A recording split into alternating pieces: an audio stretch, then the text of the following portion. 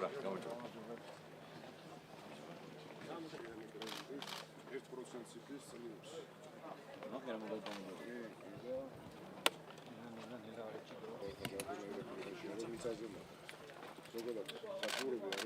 თავი აქ ის არის რომ ნამყენი პომიდორია, ახლა ჩვენთან ეს იშვიათად არის პომიდორის ხნობა ახალი ტექნოლოგია უცხოეთში. და ნამყენი პომიდორია თქვენ ხედავთ ახლა აქ მოკრეფილია 170 ტონა უკვე და რეალიზებული 170 ტონა უკვე. თან ეს წელს მაინც გვიანია მომოწეს გაცილებით მეტი ექნება ამას. ეს რა პარტულზეა განაშენებული? ჰექტარი და 700.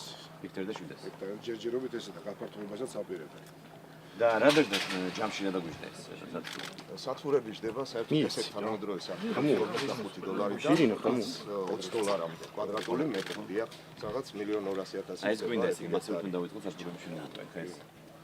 გასაგებური სამის პროგრამის პარალელში ჩვენ ვაპირებთ რომ ყველგან მასიურად გავაშენოთ სათბურები, რომ ზამთარში რომ მოხდეს ადგილობრივ ბაზრის მომარაგება. ეს სათბური ამ ზამთარში გარედან შემოტანა. Саженцы, это отсюда дикий. Да. Прививкам сделали. დამპონბილია ხო? Чтобы не было никакой болезни.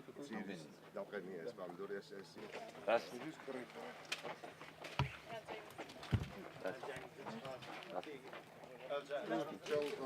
კიტრიც არის? კიტრი ამას ახლა აიღებენ და ეს რა არის ბუდიში? ეს რა არის? ეს არის ფუჩი.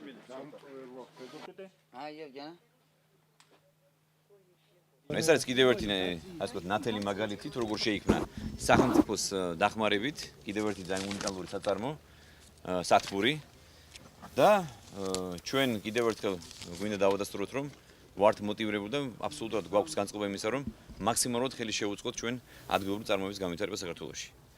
აი ეს დღევანდელი სათბური დღეს რაც ვნახეთ ეს არის კიდევ ერთი ნათელი დადასტურება იმისა რომ საქართველოში ამის გაკეთება შეიძლება და შეიძლება ძალიან მალე.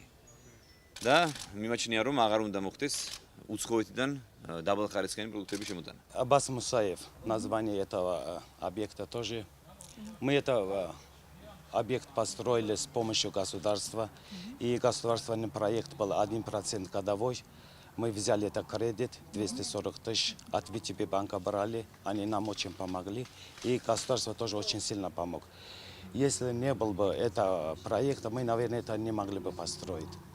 Мы построили это помидор, очень она органически чистый, никакое лекарство, ничего не сделано, потому что у нас корень дикий, мы его в Турции сделали с прививкой она. Корень дикий, она растет нормально, никакого проблемы нету. Его мы делали для грузинского рынка, его забирают в Тбилиси, даже мы не успеваем для них.